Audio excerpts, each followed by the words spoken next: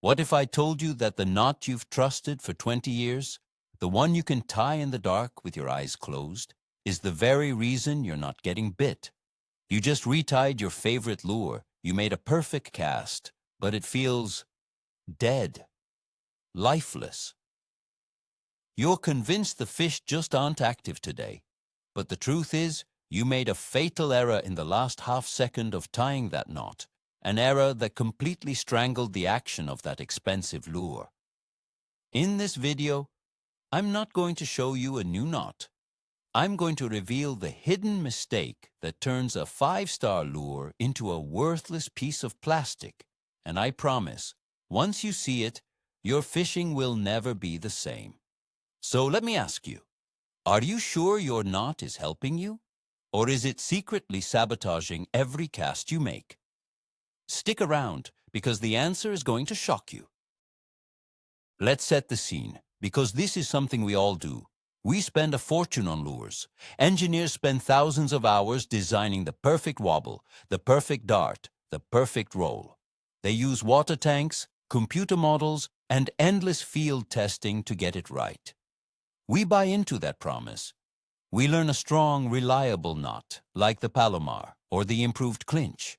We tie it over and over, thousands of times, until it becomes pure muscle memory. Our only focus is on one thing. Will it break? We test its strength, we make sure it's seated right, but we completely ignore the most critical part of the equation: how that knot interacts with the lure's line tie. We've been so obsessed with strength that we've overlooked freedom. And for decades, this oversight has been costing us fish, day in and day out, on every body of water. So let's begin with a familiar story. It's early morning. The water is perfect. You tie on that new jerkbait you've been dying to try. The first cast is a thing of beauty. You start your cadence, twitch, twitch, pause. But something is wrong. The lure isn't darting erratically like it did in the tank video. It's sluggish. It sort of plows through the water with no side-to-side action. You try a faster retrieve, a slower one, nothing. You feel that sinking disappointment, thinking you just wasted $20 on a dud. But the lure isn't the problem. The problem is a tiny, almost invisible detail that happened right before you clipped your tag end. This is the moment where most fishing trips go wrong and anglers don't even have a clue it's happening. Now let's talk about what a lure is actually designed to do. Think about a high-performance crankbait. Its entire effectiveness is based on its ability to pivot, to wobble, to hunt. The lip catches the water and forces the body to sway back and forth. This action is generated at a single precise point: the line tie, or the eyelet. That eyelet is the lure's pivot point. For the lure to achieve its maximum action, it needs to be able to move freely on that pivot. It needs to swing like a pendulum from that single point of contact. Anything that restricts that movement, even by a millimeter, will have a dramatic and devastating effect on its designed action. We're about to look at the #1 way anglers unknowingly create a restriction. The fatal error is not the knot itself. Your Palomar knot is fine. Your improved clinch is strong.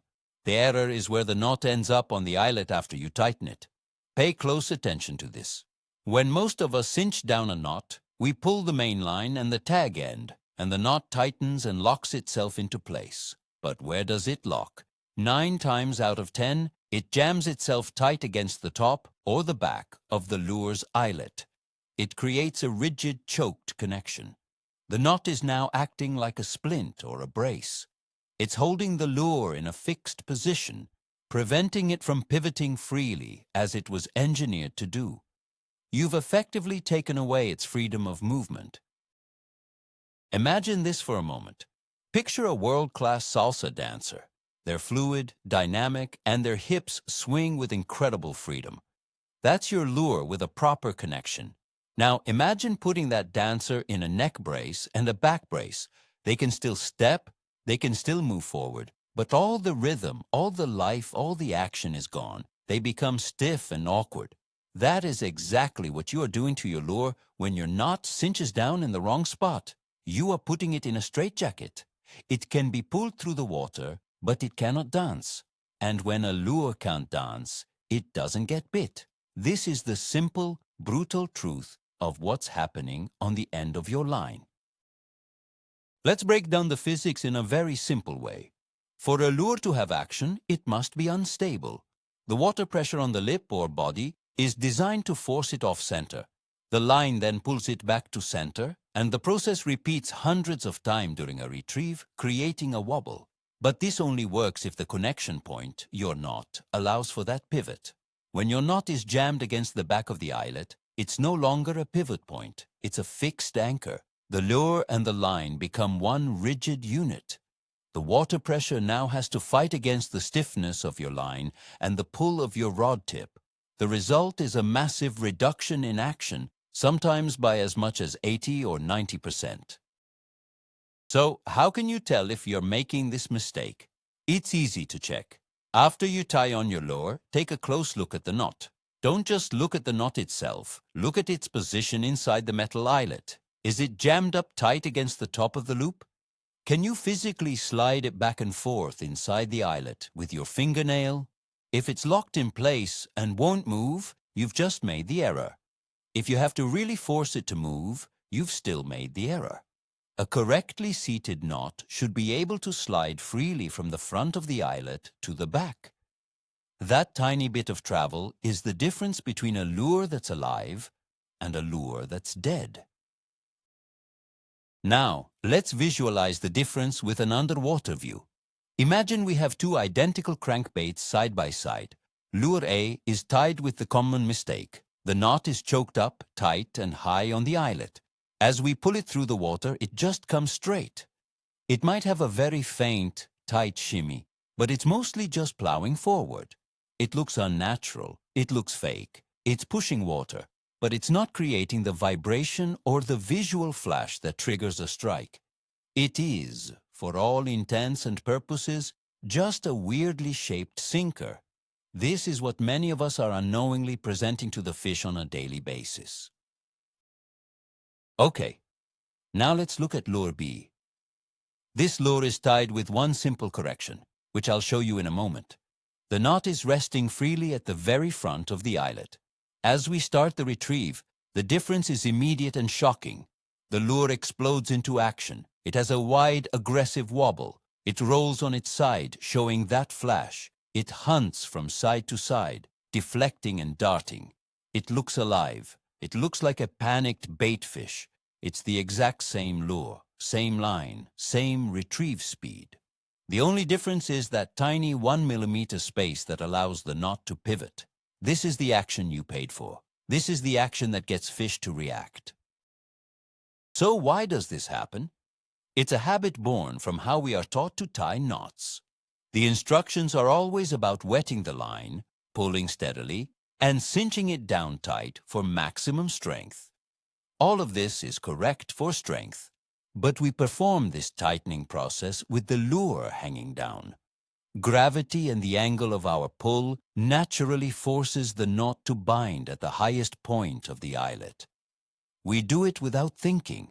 We pull, it tightens, we clip the tag end, and we cast. It's a subconscious habit. And it's a habit that is reinforced with every single knot we tie, year after year, until it's just the way it's done. It's time to break that habit for good. This problem is most critical for specific types of lures. Any bait that relies on its own, built-in action is a prime victim of knot choke. Think about your crankbaits, both lipless and lipped. Their entire purpose is to wobble and vibrate. Jerkbaits are another huge one. Their erratic, side-to-side darting action is completely dependent on a free pivot point. The same goes for topwater walking baits, like a Zara spook. The walk the dog action requires the nose of the lure to swing freely from side to side. If your knot is locked up, you'll spend more time dragging it than walking it. For these lures, this isn't a small tip. It's a fundamental requirement. Conversely, there are times when this is less of a concern. If you're fishing a Texas-rigged soft plastic, for example, The action is imparted by you and the shape of the bait. A fixed knot isn't as much of a deal breaker. Same for a heavy jig. While some freedom is always good, the primary action is the vertical lift and drop you create with the rod. But for the vast majority of hard baits that fill our tackle boxes, this single mistake is a silent killer. It's the invisible variable that explains why your buddy, using the exact same lure, is catching fish and you're not. It might be as simple as how his knot's seated versus yours. So here it is, the $1 million fix. It's incredibly simple. After you've looped your line and you're ready for that final, tightening pull, do one thing differently. Before you cinch it down with full force, use your thumbnail or the tip of your finger to consciously slide the knot forward so it rests in the very front of the lure's eyelet. Hold it there, and then pull your main line and tag end to fully tighten and lock the knot. By doing this, you are forcing the knot to lock in the correct position. It will now be seated at the front of the eyelet, allowing the lure's body to hang behind it with the maximum possible range of motion. Let's walk through that again, step by step, with a Palomar knot. You pass the loop through the eyelet, you go around the lure, you start to tighten. Stop when the knot is about to form. At this point, the loops are still loose enough to move. Manually push the entire knot assembly to the front of the eyelet. Pinch it there with your fingers. Now, pull on the main line and tag end to seat it. You'll feel it lock into place.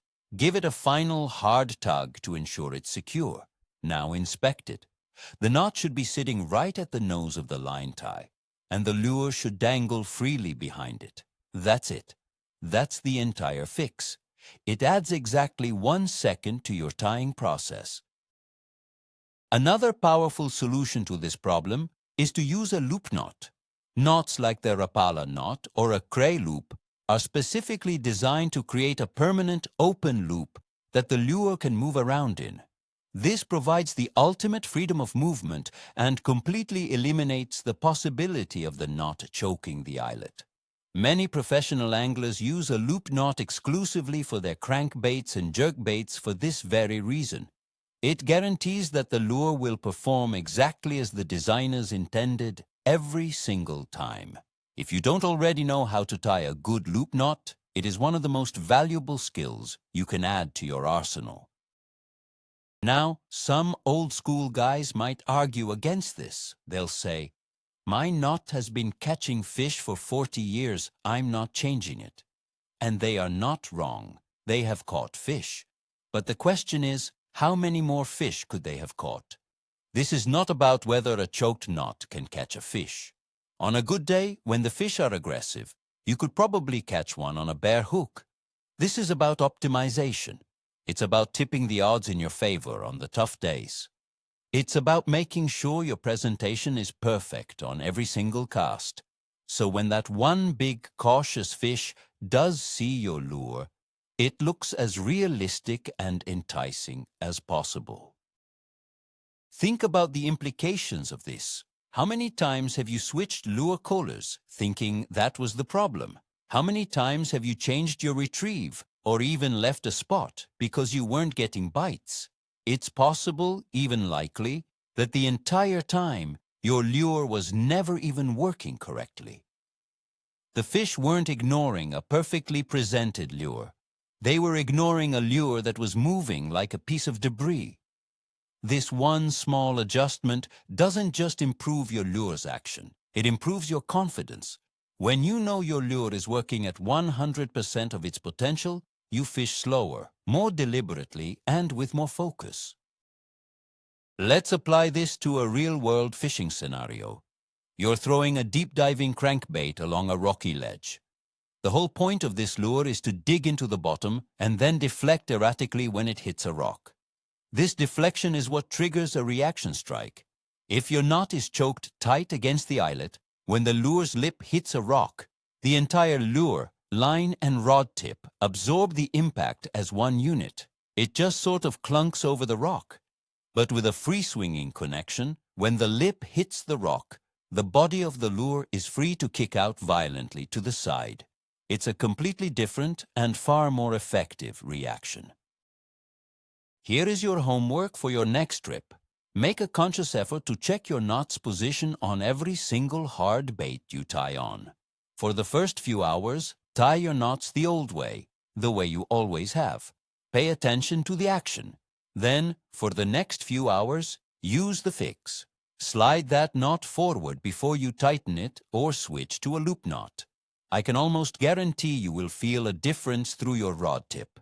The lure will vibrate more, it will feel more alive, and the proof will be in your live well at the end of the day. This is a tangible change that provides immediate feedback. This principle of creating a free pivot point is a cornerstone of advanced lure presentation. It's a subtle detail that separates good anglers from great anglers. The great ones understand that fishing is a game of inches and percentages. They look for every small advantage they can get.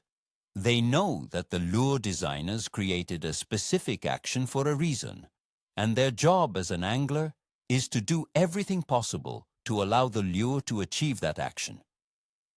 They don't let a simple, correctable habit like a misplaced knot undermine the entire system. It's about respecting the tool and using it as it was intended. So to recap the core problem, we have been so focused on knot strength that we've completely ignored knot placement on the eyelet. By allowing our knots to cinch down tight against the back of the line tie, we are creating a rigid connection that kills the action of our most important lures. We are effectively putting a governor on our lure's performance. This single subconscious habit is one of the most widespread and costly mistakes in all of fishing. But the good news is it's also one of the easiest to fix.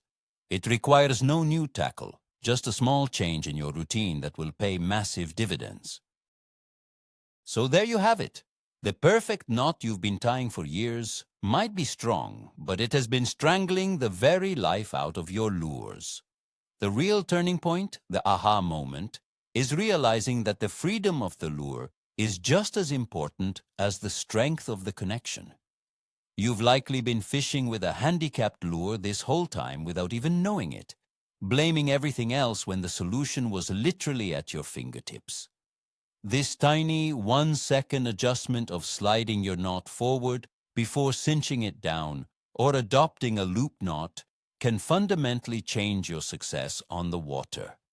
It will transform your dead-sticking jerkbaits into dancing baitfish and your sluggish crankbaits into hunting machines. Thank you so much for watching. If this video opened your eyes, do me a favor and hit that like button and subscribe for more content that challenges the way we think about fishing. And now, I want to hear from you. What is the one golden rule of fishing you followed for years, only to find out it was wrong or holding you back? Drop your story in the comments below. Let's all learn from each other.